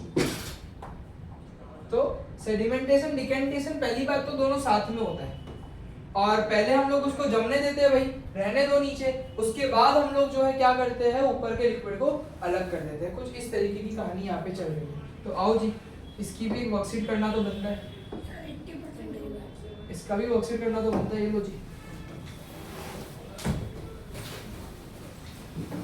Read करो एक बार, read करो एक बार। चलो, तो ये decantation sedimentation वाला है। अब इसमें देखो, एक रिसर्च क्वेश्चन तो हमारा ये to separate and purify water from the given sample using a technique that is based on separating particle due to difference in particle size and density. ये भी एक बात है कि डेंसिटी जो इम्प्योरिटीज होती है ना उनकी ज्यादा होनी चाहिए। डेंसिटी तो हम लोग समझते हो थोड़ा बहुत, डेंसिटी मतलब कि थोड़ा सा वो मोटा गाढ़ा ऐसा होना चाहिए, भारी सा होना चाहिए कि वो नीचे सेटल हो जाए। डेंसिटी ज्यादा होगी तो थोड़ा भारी सा होगा तो नीचे सेटल हो जाएगा। तो ये कहानी है। अब हाइपोथेसिस है कि भाई I predicted I can obtain clean reusable water by allowing sand to settle. Sand होगा पानी के अंदर, उसको सेडिमेंट बना दूंगा, मतलब कि नीचे बिठा दूंगा मैं सेडिमेंटेशन करके, due to its insoluble nature and higher density. Density वाला पॉइंट लिखना मत भूलना सेडिमेंटेशन में। And I will later use decantation to remove the top layer of water, top layer, हाँ, और बाकी बाद में जो छोटे मोटे पार्टिकल्स है उसको फिल्ट्रेशन टेक्निक, फिल्ट्रेशन पेपर से निकाल सकते हैं। सेडिमेंटेशन करवाया, मड पार्टिकल को नीचे सेटल करवा दिया, ऊपर का पानी मैंने बाहर निकाल दिया, तो डिकेंटेशन। अब वो पानी इतना प्योर तो नहीं होगा ना, थोड़ा बहुत मिट्टी तो होएगा ही मेरे को, उसको फिल्ट्रेशन कर दो, फिल्टर पेपर से क्या कर दो, पास कर दो। फिल्टर पेपर से पास करोगे तो वो एकदम साफ हो जाएगा। तो independent variable is pore size of the filter paper. हाँ यार, वो तो सेम रहना चाहिए, जो फिल्टर पेपर का साइज है, पोर का साइज है, वो सेम रहना चाहिए। Volume of water successfully separated, वो कंट्रोल वेरिएबल है। और सैंपल हमारा, ड्यूरेशन फॉर सेडिमेंटेशन, और कौन सा तरीके का फिल्टर पेपर यूज किया है, ये सारी चीजें जो है ये क्या है, कंट्रोल वेरिएबल में आनी चाहिए। अब बोलो, do not consume any of the liquid provided to you for the experiment. भाई जो भी सैंपल दे रहे हैं गंदा है वो, उसको कंज्यूम मत करना, पी मत लेना। और रूल है क्या चीज, हाँ, पर इन्होंने सेफ्टी में डाल दिया। फिर हमारा universal point, handle all glassware with care and all the glassware are fragile and cause injury. उसे फिल्टर कर देते तो क्यों नहीं पी सकते? फिल्टर करने से पहले सैंपल की बात हुई ना, और किसी को भी मत पी गई तुम्हारे। और dispose of collected impurities and contaminated water properly, spillage of solution in the laboratory. इसके ये अच्छे नहीं सेफ्टी मेजर इतने ज्यादा, वो लैब रूल्स को ही बता रहे लोग। रिक्वायरमेंट है तो sand, water, beaker, filter paper और वॉटमैन फिल्टर पेपर और funnel, tripod stand, measuring cylinder. तो take note of any visible safety measure में दो तो सेम हो ही सकते हैं ना, जो हम दो ही लिखो तुम या तीन ही लिखो, और सिमिलर कुछ भी मत लिखो, गलत हो जाता है। चलो जी, ध्यान दे रहे हो क्या? Hello hello, take note of any visible impurities such as debris, leaves और solid particle in the collected sample. यानी कोई चीज अगर दिख रही है कि भाई अलग हो सकती है, मोटी मोटी चीज अलग कर दो। फिर सेडिमेंटेशन करो, हाँ, फिर सेडिमेंटेशन करो कि pour 200 ml of water into beaker and add sand और stir then allow it to settle for 5 minutes। एक बार ये प्रोसीजर रीड करो ना तुम लोग। तो हेलो, प्रोसीजर में हमने देखा भाई कि सारी विजिबल इंप्योरिटीज अलग कर लो, फिर सेडिमेंटेशन करना है हम लोगों को। सेडिमेंटेशन में जो भी वो जो सैंड है उसको रोको, अलाउ करो कि भाई वो सैंड जो है वो नीचे क्या हो जाए, सेटल हो जाए, वो नीचे सेटल हो वैसा अलाउ करो। उसके बाद क्या करना है, डिकेंटेशन करना है। डिकेंटेशन में क्या होगा कि ऊपर का पानी जो है वो क्या हो गया, सेपरेट हो गया, अलग से बाहर निकाल गया। और फिर जो डिकेंटेड वाटर है, मतलब डिकेंटेशन की प्रोसेस से जो पानी को अलग किया है, वो डिकेंटेड वाटर जो है उसको फिल्टर पेपर से क्या कर दो, पास कर दो, जिससे और भी कोई गंदगी होगी तो वो निकल जाएगी। और फिर हम लोगों को मेजर कर लेना है और कंपेयर करो सैंपल को बिफोर और आफ्टर, कैसा दिख रहा है, क्लैरिटी कितनी दिख रही है। सर वो डिकेंटेशन जब करते हैं तब वो पार्टिकल्स जब रह जाते हैं तब उसमें भी थोड़ा पानी नीचे होगा ना, हाँ, थोड़ा बहुत तो रह जाएगा, थोड़ा इनकरेक्ट नहीं आएगा, वही तो इसका इंप्रूवमेंट हो जाएगा, है ना। फिर ये देखो भाई, मडी वाटर सेडिमेंटेशन से ऐसा हुआ, डिकेंटेशन से ऐसा हुआ, फिल्ट्रेशन से ऐसा हुआ, ठीक है। ये देखो अब इसकी आंसर की साइज देख रहे हो, एकदम से जंप मार दिया लोगों ने, पर इतना लिखना पड़ता है नॉर्मली भी। तो इंटरप्रेट द डेटा, तो From the data obtained after experimenting, it can be concluded that large solid impurities were separated from the water sample due to their size and mass. Using sedimentation technique, clearer water after settling was successfully separated and collected using the technique of decantation. And finally, जो छोटे-छोटे decanted water में fine particles थे, उसको मैंने क्या कर दिया, filter paper से pass कर दिया, जिससे मुझे clear reusable water मिला. तीनों प्रोसेस समझा दी. सेडिमेंटेशन भी समझा दिया, डिकेंटेशन भी समझा दिया, फिल्ट्रेशन भी बता दिया. वैलिडिटी क्या है? सेडिमेंटेशन और डिकैंटेशन में क्या डिफरेंस? सेडिमेंटेशन में हम सिर्फ अलाउ कर रहे हैं कि भाई नीचे सेटल हो जाए, अच्छा, और डिकेंटेशन में ऊपर का पानी निकाल देते हैं, वो होता है. फिर outline the validity of the hypothesis. तो मेरी हाइपोथेसिस तो ऑब्वियसली करेक्ट है भाई, हम तो होशियार लोग हैं, क्योंकि मुझे क्लीन यूजेबल वाटर मिला from the sample using the sedimentation, decantation and filtration technique of separation. Because the sedimentation technique है ना, उसमें बहुत बड़े-बड़े जो पार्टिकल्स थे जिनका मास ज्यादा था, डेंसिटी ज्यादा था, वो नीचे सेटल हो गया. और डिकेंटेशन से मैंने ऊपर का क्लियर वाटर हटा दिया, और फिल्ट्रेशन से मैंने छोटी-छोटी इंप्योरिटीज जो और थी डिकेंटेड वाटर में, उसको मैंने क्या कर दी, छोटी-छोटी इंप्योरिटीज को रिमूव कर दिया. वैलिडिटी ऑफ द मेथड क्या है? बाय मेथड वाज वैलिड, क्योंकि मुझे क्लियर रीयूजेबल वाटर जो है वो मुझे सक्सेसफुली जो है मिल गया. और स्ट्रेंथ वीकनेस क्या है इसकी? स्ट्रेंथ है कि सारी मेजर इंप्योरिटीज जो है ना वो सेपरेट हो गई, और इसमें कोई भी हार्मफुल केमिकल का यूज नहीं किया. जनरली पानी को साफ करने के लिए क्लोरीन या कोई केमिकल्स का यूज करते हैं. ओजोन वाटर रिपोर्ट देखा था ना ट्रीटमेंट एक क्राइटेरियन डी में, तो ऐसे केमिकल्स यूज होते हैं. लेकिन हमने इस मेथड में कोई भी केमिकल यूज नहीं किया और पानी को साफ करने दिया, ध्यान है ना, तो पानी को साफ कर दिया बिना केमिकल के यूज के, तो इसका स्ट्रेंथ है. वीकनेस है कि भाई बैक्टीरिया वगैरह हटाने के लिए कोई भी स्टेप यहाँ पे मेंशन नहीं है. This is the most important weakness जो कि सेडिमेंटेशन डिकेंटेशन में है, कि बैक्टीरियल रिमूवल कोई प्रोसेस नहीं है. अगर बैक्टीरिया से वो तो हर तरीके से आएंगे, तो वो हटाने के लिए कुछ भी यूज नहीं किया. जैसे बैक्टीरिया हटाने के लिए क्लोरीन डालना पड़ता है थोड़ा बहुत, बट हम लोग उसकी बात नहीं करते हैं. क्लियर हुआ कि नहीं हुआ? इंप्रूवमेंट क्या है भाई? अलग अलग फिल्टर पेपर यूज करो, और वाटर का वॉल्यूम बना के रखो, सैंड पार्टिकल का साइज कांस्टेंट रखो, और फिल्ट्रेशन टाइम मेजर करो एफिशिएंसी के लिए. और एक्सटेंशन क्या है कि भाई अगर किस तरीके से मैं इसको इस मेथड में चारकोल वगैरह डाल के स्टडी कर सकता हूँ, या फिर इसको और अलग अलग तरीके से साफ कर सकता हूँ. चारकोल भी पानी को बैक्टीरिया हटाने के लिए, साफ करने के लिए यूज होता है, और इसकी इंडस्ट्रियल यूज जो है वो भी मैं कैसे देख सकता हूँ. मतलब ये जो मेथड है पानी साफ करने की, क्या ये बड़े बड़े इंडस्ट्रीज में यूज हो सकती है या नहीं हो सकती, जहाँ पे बहुत सारे केमिकल्स भी होते हैं. क्योंकि जो इंडस्ट्री फैक्ट्री से पानी निकलता है वो गंदा पानी निकलता है, बहुत सारे केमिकल्स होते हैं वहाँ पे. तो क्या इस मेथड को मैं वहाँ पे यूज कर सकता हूँ? ये मेरा एक्सटेंशन हो सकता है. ये एआई वाले आंसर थे एक्चुअली, जो एक्सटेंशन के थे. हमारे नॉर्मल जो एक्सटेंशन है वो ये हो सकता है. इनमें से कुछ चीजें हम चेंज कर सकते हैं कि अलग अलग फिल्टर पेपर से करके देखूं तो क्या होगा, और ड्यूरेशन देखूं तो सेडिमेंटेशन का ड्यूरेशन अलग अलग रख के देखूं तो कितना साफ पानी मिलता है नहीं मिलता है पता चल जाएगा. तो हम इसमें से भी बना सकते हैं. क्लियर हुआ कि नहीं हुआ? क्लियर हुआ? तो अब हम लोगों को जो देखना है वो है सेपरेटिंग फनल का कंसेप्ट. हम लोगों ने खैर आज बहुत अच्छा काम किया. हमने हैंड पिकिंग देख लिया, सीविंग देख लिया, मैग्नेटिक सेपरेशन देख लिया, सेडिमेंटेशन, डिकेंटेशन, फिल्ट्रेशन का भी ये जो कॉम्बिनेशन है उसको भी देख लिया. तो बहुत अच्छे फ्लो में हम जा रहे हैं. हमको 2-3 प्रोसीजर और देखना है और हमारा आज का जो टारगेट है वो कंप्लीट हो जाएगा. पर ये वर्कशीट्स तुम समझ रहे हो कितनी इंपॉर्टेंस होल्ड करती है.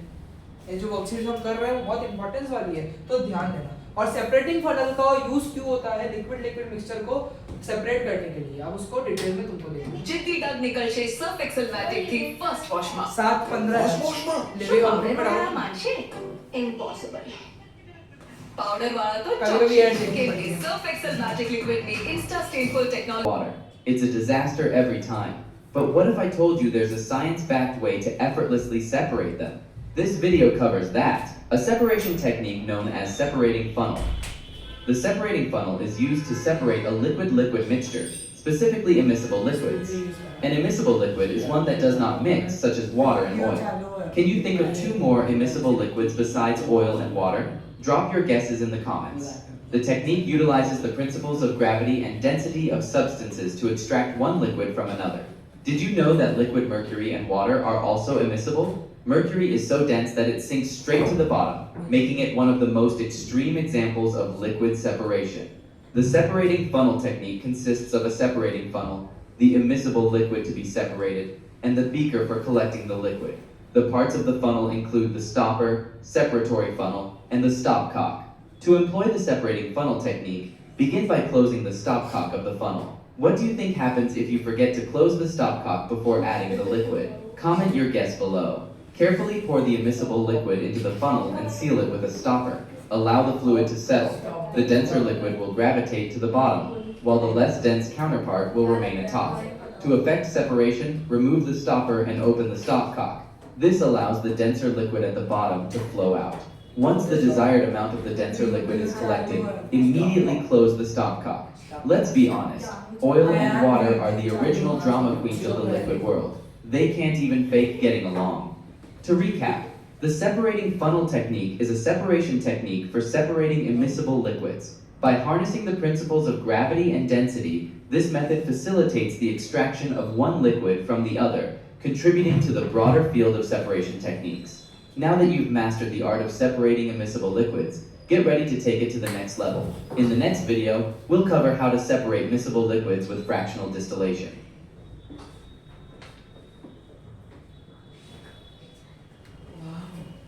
गाली नहीं देते अरे गाली क्यों दी भाई तो आसान गाली देता है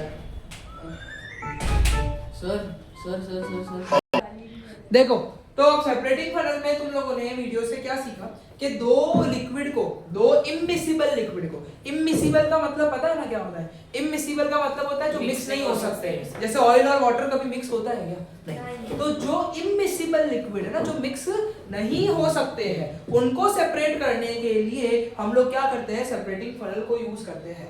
अब देखो मेरी बातों को ध्यान से सुनो वापस से। To separate the immiscible liquid को separate करना है using a method based on their physical properties, the properties of different density, यानी कि अलग-अलग density के basis पे है ना। जो ज़्यादा density वाला होगा वो नीचे रहेगा और जो कम density वाला होगा वो ऊपर रहेगा। जैसे दो liquid है तो कौन सा liquid नीचे रहेगा, कौन सा liquid ऊपर रहेगा, ये पता करने के लिए हम लोगों को क्या समझना पड़ेगा? डेंसिटी को समझना पड़ेगा। जिसकी डेंसिटी ज्यादा होगी वो नीचे रहेगा और जिसकी डेंसिटी कम होगी वो क्या रहेगा? ऊपर रहेगा। तो यानी कि दो इमिसिबल लिक्विड को हम लोग को अगर डेंसिटी के अकॉर्डिंग अगर सेपरेट करना है तो हमारे पास सबसे अच्छा मेथड है सेपरेटिंग फनल का। I can obtain a clean reusable water from the given water sample using sedimentation and decantation technique, and oil being less dense will float on top of the water। तो sedimentation से oil ऊपर आ जाएगा, decantation से oil अलग हो जाएगा। Separating funnel वाले में ऐसा ही कुछ उन्होंने भी बताया होगा कि ऊपर वाला अलग हो सकता है। उसके बाद है इंडिपेंडेंट वेरिएबल, तो भाई सैंपल ऑफ ऑयल या type of immiscible liquid. Dependent variable कितना ऑयल सेपरेट किया यानी कितना क्वांटिटी में सेपरेशन हुआ है, और कंट्रोल वेरिएबल कौन सा तरीके का ऑयल यूज हुआ है। कुछ ऑयल का डेंसिटी अगर ज्यादा हुआ तो ऑयल नीचे चला जाएगा, पानी ऊपर रह जाएगा। तो कौन सा ऑयल यूज हुआ है, कितने टाइम लगा है सेडिमेंटेशन के लिए, जैसे 5 मिनट, और टेम्परेचर वगैरह भी, क्योंकि डेंसिटी टेम्परेचर से चेंज होती है। Very important point, density temperature से क्या होती है? चेंज होती है। तो जहां पे डेंसिटी का खेल है वहां पे टेम्परेचर कांस्टेंट होता है। फिर ये देखो, do not consume any of the liquid, handle all the glassware, सब डिस्पोज करना, स्पिलेज ऑफ सॉल्यूशन मत करना। और ये इसके लिए अच्छा पॉइंट है कि do not close the stopper of the separating funnel very tight. वो टूट सकता है, स्पिलेज हो सकता है हैंड में, और स्किन भी कट हो सकती है। ये सेपरेटिंग फनल के लिए बहुत अच्छा पॉइंट है कि उसका जो स्टॉपर है उसको बहुत टाइट मत लगाना। बहुत टाइट लगाओगे टूट गया तो वो तो अल्टीमेटली ग्लासवेयर है ना, कट हो जाएगा। तो ये बहुत अच्छा पॉइंट है। स्टॉपर का कट सर तो पहले से ही दे दिया वो पॉइंट। सर वो नहीं होता है, ग्लास का नहीं होता है। नहीं, स्टॉपर तो प्लास्टिक या वुड का होता है, लेकिन वो तो सेपरेटिंग फनल तो ग्लास का होता है ना। अरे पर वो थोड़ी टूट जाएगा। अरे लिखने के लिए समझा? तो स्टॉपर यूज मत करना, ज्यादा तेज मत लगाना वरना लग जाएगी। फिर रिक्वायरमेंट क्या है? Water oil mixture, water kerosene mixture, इनके हिसाब से लोग दो चीज सेपरेट कर रहे हैं, सेपरेटिंग फनल, बीकर और मेजरिंग सिलेंडर। और प्रोसीजर देख लो, pour the sample of oil and water and kerosene in the separating funnel। Mixture को थोड़ा अनडिस्टर्ब रहने दो 5 मिनट तक, सेडिमेंटेशन होने दो, उसके बाद क्या करेंगे हम लोग? सेपरेट करेंगे। फिर carefully decant the water by opening the stopper of the separating funnel, repeat for different sample. और हम लोग वॉल्यूम ऑफ ऑयल और वाटर को भी अलग-अलग मेजर कर सकते हैं। समझे कि नहीं समझे? समझे कि नहीं समझे? अब जैसे कि मैं हमेशा बोला, बी से ज्यादा इंपॉर्टेंट सी। चलो, interpret the data and outline the result. तो based on the data obtain from the experiment, it can be concluded that the denser liquid settle at the bottom. मैंने बोला ना, ज्यादा डेंसिटी वाला मतलब जो डेंसर है वो नीचे हो रहेगा और ऑयल से सेपरेट हो जाएगा। तो physical property of density in separation में बहुत इंपॉर्टेंट रोल प्ले करती है। जो कम डेंस होगा वो ऊपर रहेगा, जो ज्यादा डेंस होगा वो नीचे रहेगा। तो दो इमिसिबल जो मिक्सचर है उसको सेपरेट हम इजीली इस तरीके से यहाँ पे कर सकते हैं। वैलिडिटी ऑफ हाइपोथेसिस वैलिड है। क्यों हाइपोथेसिस क्यों वैलिड है? क्योंकि मैं अलग अलग सेपरेशन कर पाया, यही आंसर है हमारा। फिर आता है वैलिडिटी ऑफ द मेथड, तो मेरी मेथड भी वैलिड थी क्योंकि मुझे क्लीन रियूजेबल वाटर जो है वो यहाँ पे मिल पाया बहुत बढ़िया तरीके से। और इसकी स्ट्रेंथ क्या है? क्लियर विजुअल डेमोन्स्ट्रेशन, सीधे सीधे देख सकता हूँ भाई ये रहा ऑयल ये रहा वाटर, तो क्लियर विजुअल डेमोन्स्ट्रेशन जो है वो यहाँ पे देखने मिलता है। सिंपल एसेसिबल सेटअप है, आउटकम इजीली मेजर हो सकते हैं और कंसिस्टेंसी ऑब्जर्वेशन टाइम है कि 5 मिनट के टाइम में मैं सब कुछ ऑब्जर्व कर सकता हूँ। वीकनेस क्या है? ह्यूमन एरर हो सकती है, ये एक प्रॉब्लम है। थोड़ा प्रिसाइज मेथड है तो ह्यूमन एरर हो सकती है, मेजरमेंट का थोड़ा सा इनएक्यूरेसी हो सकता है, रिपीटिशन नहीं कर सकता, मतलब बार बार रिपीट नहीं कर सकता मैं इसको, और सेपरेशन का टाइम इतना आसानी से कांस्टेंट नहीं रख सकता, 5 मिनट में तो चीजें सेपरेट नहीं होंगी, तो उसको सेपरेट रखना थोड़ा मुश्किल है।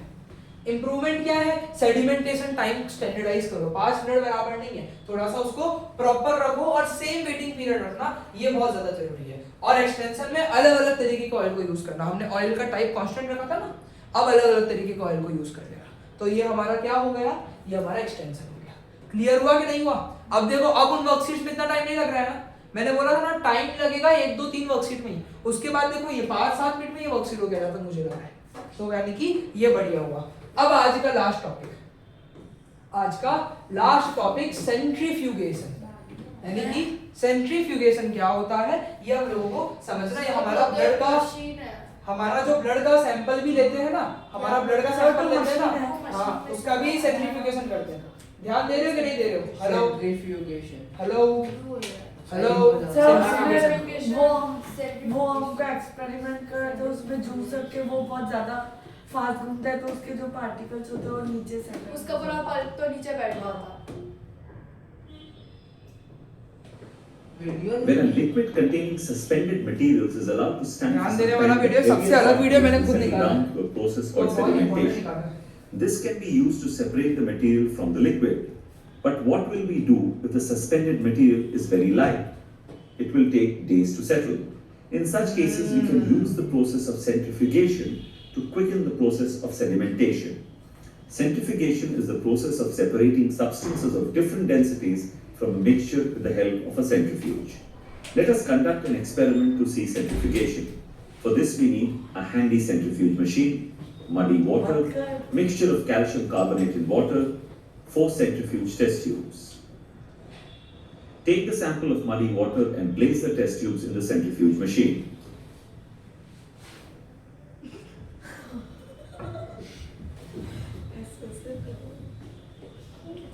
देवांश आवाज मत कर, मेरे को अटेंशन पे करना है तू मुझे। Now take the calcium hydroxide mixture in the test tubes and also place them in the centrifuge machine. आगे देखना देवांश, आगे देख, इसमें बोर्ड बहुत सीधे ये क्या कर रहा है? Rotate the machines fast for a few minutes. आज ही हुआ 300 RPM, 1000 RPM। सर हमारी बस Stop rotating. मेरा पैंट रह गया तो मुझे भी दिख नहीं देगी। Remove the test tubes and observe.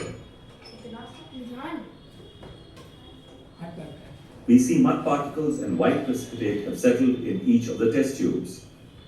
पानी का भी लग रहा है, तो इतने दिन में सेटल खुद होगा, बाद में कर लेंगे ना फिल्ट्रेशन। तो इतने दिन में कैसे प्रेशर पेपर तो 10 साल का लगता है। वो हिलता है खुद। This is the process of centrifugation. ये बैलेंस करने लगा भाई In a centrifuge, as we rotate, the substances experience centrifugal force away from the center, which forces the materials against the wall of the tube.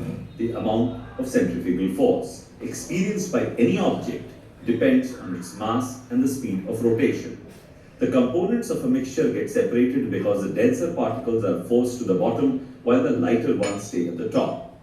So with an increase in the speed of rotation, even lighter materials can settle down. Centrifugation is used in diagnostic labs for blood and urine tests. It is used in dairies and homes to separate butter from cream.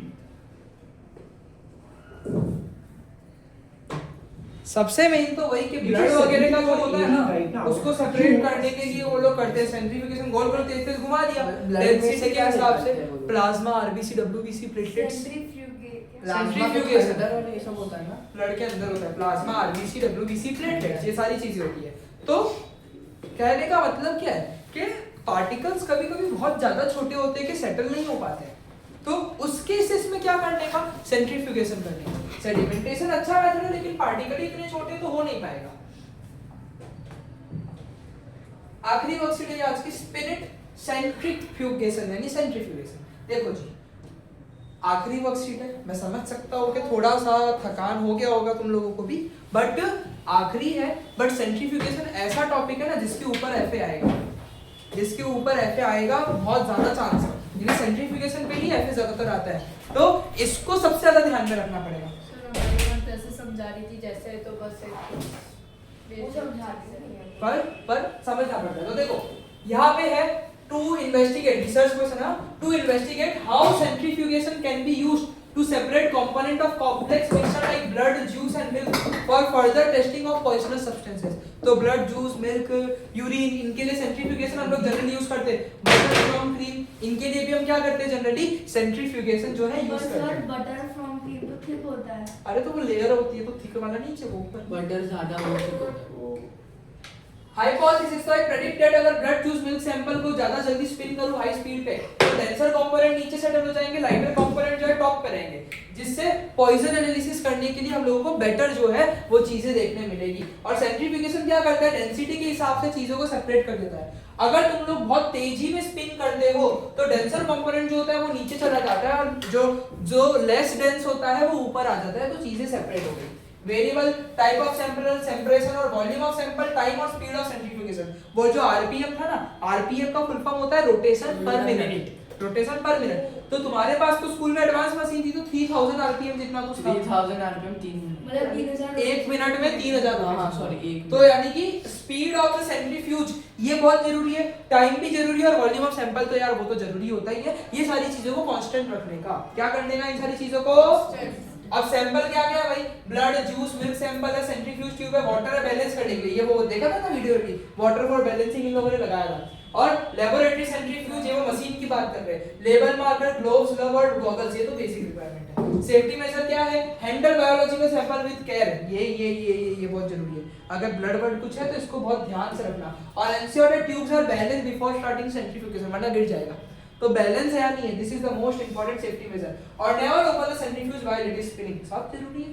Sir blood में से क्या separate करना होता है? Plasma, RBC, WBC, platelets. Sir पर हमारे blood में ये चार चीजें होती है। कितने छोटा होता। हाँ तो वो हो जाते हैं, तो हम भी तो स्पीड में करते हैं ना, तो हो जाता है ऐसा। फिर प्रोसीजर क्या है भाई, सेंट्रीफ्यूज ट्यूब ले लो, ब्लड, जूस, मिल्क और इक्वल अमाउंट सब में डाल दो, एक में पानी डाल देना, और फिर सबको लगा दो 4000 आरपीएम के लिए 5 मिनट के लिए, और उसके बाद देख लेना कलर, कंसिस्टेंसी, लेयर देख लेना, पॉइजन एनालिसिस कर देना, खत्म। पॉइजन सामने पॉइजन है या नहीं वो पता करना। सर एक बार ये भेज देना ग्रुप पे, सब भेज दूंगा। उसके बाद सबसे इंपॉर्टेंट क्राइटेरियन सी, ये देखो कितनी लेयर बनी, 3 3 2, कैसी लेयर बनी, आरबीसी, व्हाइट ब्लड सेल्स और प्लाज्मा। यहाँ पे सीड, पल्प और क्लियर, यहाँ पे फैट लेयर और वाटरी बेस। 3 लेयर कैसे बन सकती है? फोटो वो तो वीडियो वगैरह में कभी तुम देखोगे तो समझ पाओगे। तो यानी कि वो 3 लेयर बन जाती है, सबसे ऊपर प्लाज्मा, फिर डब्ल्यूबीसी बीच में, और सबसे नीचे आरबीसी। हाँ तो सबसे नीचे आरबीसी होता है। रुको ना, मैं एक फोटो दिखाता हूँ तुमको, centrifugation.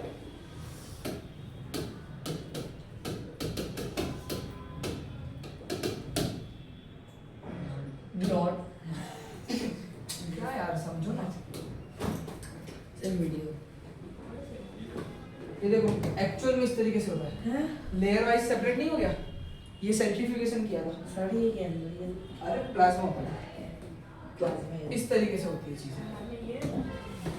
Interpret the data, centrifugation से क्या हुआ, सब कुछ सक्सेसफुली सेपरेट हो गया, ब्लड ने प्लाज्मा दिखाया, मिल्क ने फैट कंटेंट दिखाया, जूस ने पल्प दिखाया। ये लेयर को एनालाइज कर सकते हैं कि कुछ टॉक्सिक चीजें, कुछ पॉइजन है या नहीं है, चार भी जानना, कुछ टॉक्सिक चीजें, कुछ पॉइजन है या नहीं है, वो पता कर सकते हैं। Validity of hypothesis as always valid, क्यों? Because it allowed me to separate component based on the density, और the clear separation allowed easier identification of the sample layer for testing. Clear वो सेपरेशन था तो easily मैं identify कर पाया चीजों को। Outline the validity of the method, तो वैलिडिटी यही है भाई कि मेरा मेथड जो था वो वैलिड था। क्यों? क्योंकि मेरे को एक्यूरेट और इफेक्टिव सेपरेशन देखने मिला डिटेल केमिकल टेस्टिंग के लिए, फास्ट, सबसे मोस्ट इंपॉर्टेंट इसकी स्ट्रेंथ क्या है, फास्ट है ये, फास्ट रिलायबल टेक्निक है और डायरेक्ट एक्सट्रैक्शन हो सकता है कंपोनेंट का, प्लाज्मा निकालना है निकाल लो, आरबीसी निकालना है निकाल लो, it allow direct extraction of the component, याद करना तुम लोगों को।